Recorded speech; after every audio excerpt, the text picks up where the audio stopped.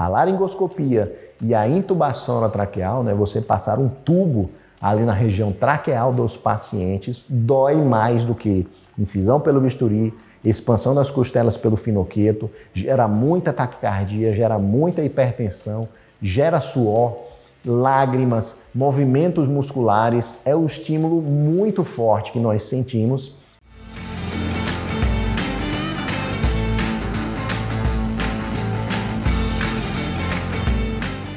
Olá, laringoscopista! No vídeo de hoje nós iremos falar 3 causas de taquicardia logo após a sua intubação orotraqueal. Então vamos direto ao ponto, falar da causa número 1 de taquicardia após a intubação orotraqueal, que é a dor. Eu costumo falar e repetir sempre que esse procedimento de intubação orotraqueal é algo muito doloroso.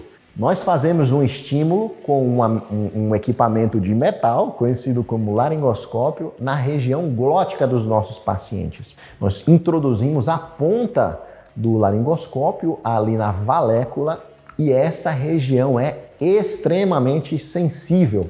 Foi feito um trabalho avaliando as respostas sudomotoras em relação ao suor e a movimentos, né, em relação ao motor, avaliando o grau doloroso dos estímulos que um ser humano é capaz de suportar e que reações o corpo humano tem quando ele recebe esses estímulos. Foram feitos estímulos simples, como um choque pequeno ou então estimulação com alfinete na pele. Isso desencadeia um certo desconforto, né?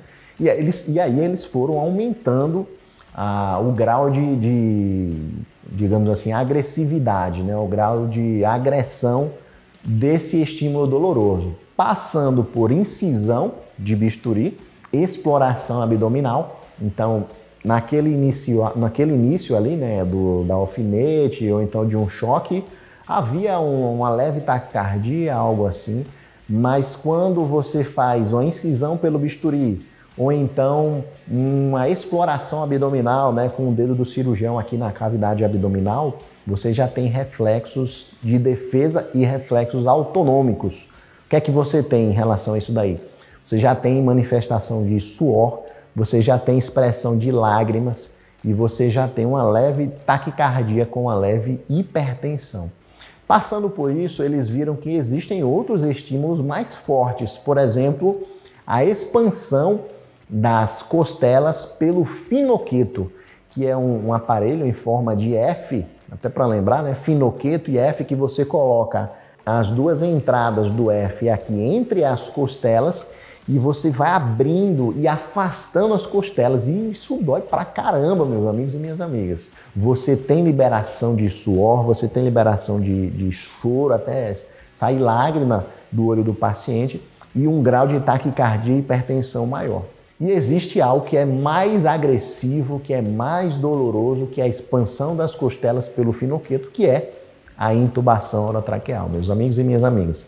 A laringoscopia e a intubação orotraqueal, né, você passar um tubo ali na região traqueal dos pacientes, dói mais do que incisão pelo bisturi, expansão das costelas pelo finoqueto, gera muita taquicardia, gera muita hipertensão, gera suor, lágrimas, movimentos musculares, é um estímulo muito forte que nós sentimos. E durante a intubação orotraqueal, se você não realizar uma analgesia adequada com medicações fortes, por exemplo, Tiago, a lidocaína é uma medicação forte para aliviar essa dor?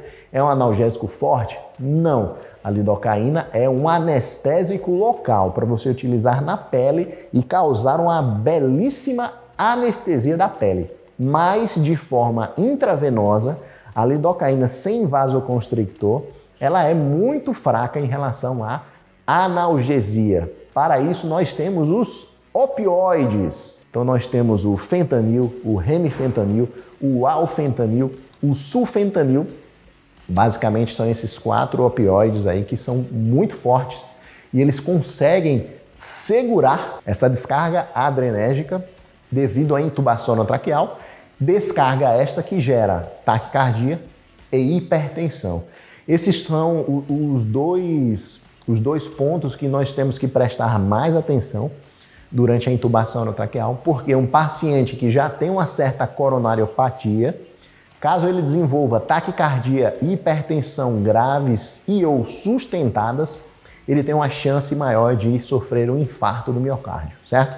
Então, primeira causa de taquicardia após a intubação orotraqueal é a dor. E assim que você identificar que o seu paciente está taquicárdico e ou hipertenso, você terá que fornecer uma analgesia para ele naquele momento. Quanto mais rápido você fornecer essa analgesia, melhor para o paciente.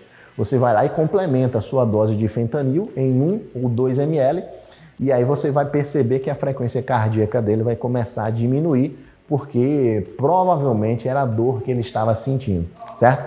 Continuando, segunda causa de taquicardia após a intubação orotraqueal é a instabilidade hemodinâmica. Às vezes você faz o procedimento no paciente, você seda ele, você conecta o paciente à ventilação mecânica e tudo isso causa instabilidade hemodinâmica. A sedação, por si só, ela causa vasodilatação e caso o seu paciente esteja mais limítrofe, ele irá ficar hipotenso. E há uma resposta compensatória com a taquicardia.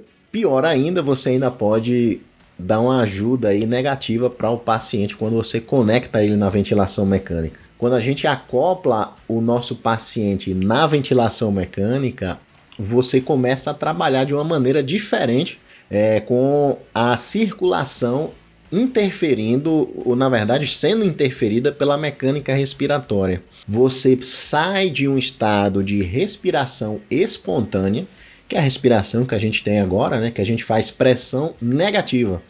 Quando você realiza uma inspiração profunda, você está diminuindo a pressão intratorácica de forma que isso puxe ar para dentro, mas também ajuda a trazer sangue para a caixa torácica. E quando você acopla o paciente na ventilação mecânica, você sai da pressão negativa e passa a trabalhar com pressão positiva.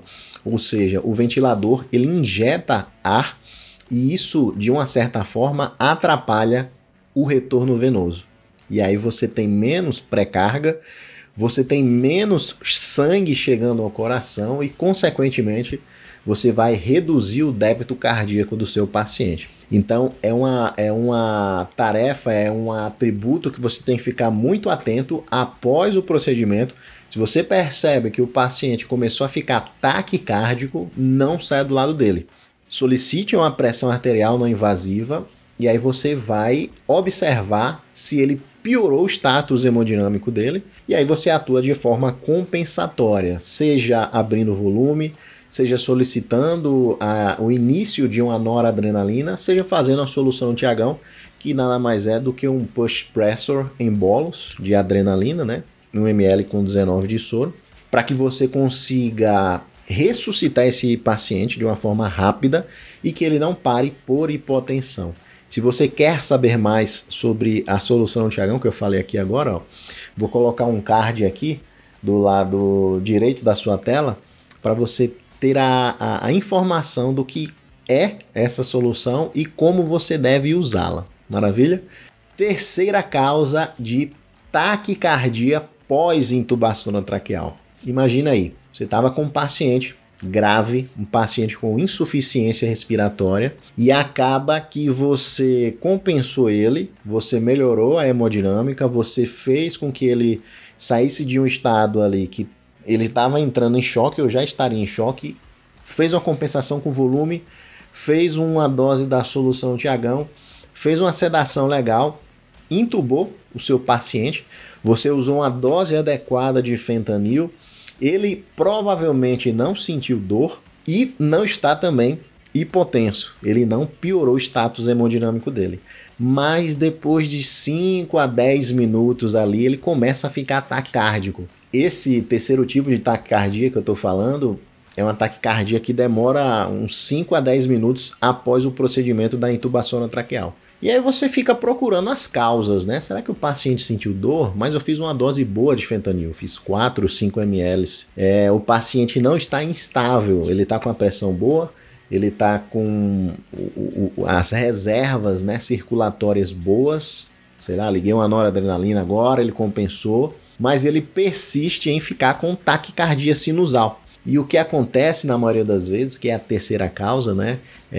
Muitas pessoas demoram para identificar, que é a superficialização do paciente. Às vezes a gente foca muito no procedimento e quando você realiza, você fica aliviado, né? Consegui, entubei o paciente, missão cumprida, e você começa a prescrever uma série de medicações, antibiótico terapia, a própria noradrenalina que a gente conversou agora, né? E até prescreve a sedação, mas essa sedação demora a chegar. A gente sabe que precisa ir alguém até a farmácia, solicitar a sedação, fazer a diluição, né? Montar uma bomba, e nesse ínterim aí o paciente pode começar a acordar.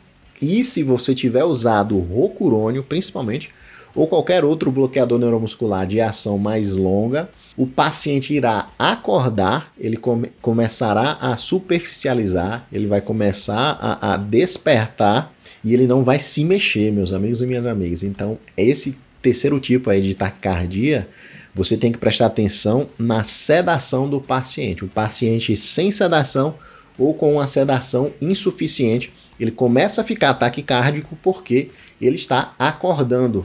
E se ele tiver sido entubado com a succinilcolina, por exemplo, ele vai começar a se mexer. E aí ele está dando indícios que está acordando. Ele vai começar a mexer o braço, ele vai começar a morder o tubo, mexer a cabeça. Então, quando o paciente é entubado com a succinil, você tem essa dica aí que ele mesmo dá, né, com a movimentação do corpo. Porém, se você tiver entubado ele com vecurônio, cisatracúrio, dose alta, rocurônio, que é uma das mais usadas para a sequência rápida de intubação, até o próprio pancurônio pode ser usado também, ele não vai se mexer porque o bloqueador neuromuscular ainda está atuando. Então você vai avaliar. O paciente está taquicárdico, a hemodinâmica está boa, a sedação que você fez para a intubação teve uma dose analgésica legal.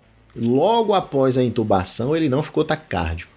Só que agora, 10 minutos depois, durante a sua prescrição das medicações, né, para manutenção, ele começou a ficar taquicárdico. Será que ele está superficializando? Aí você avalia o seu bloqueador neuromuscular. Usei succinilcolina. Provavelmente o paciente vai começar a mexer. Caso você tenha usado outro bloqueador neuromuscular, aí a sua hipótese diagnóstica tem que ser muito mais forte em relação à superficialização. E aí você vai conversar com os nossos amigos da enfermagem para instituir essa sedação o mais rápido possível. Maravilha?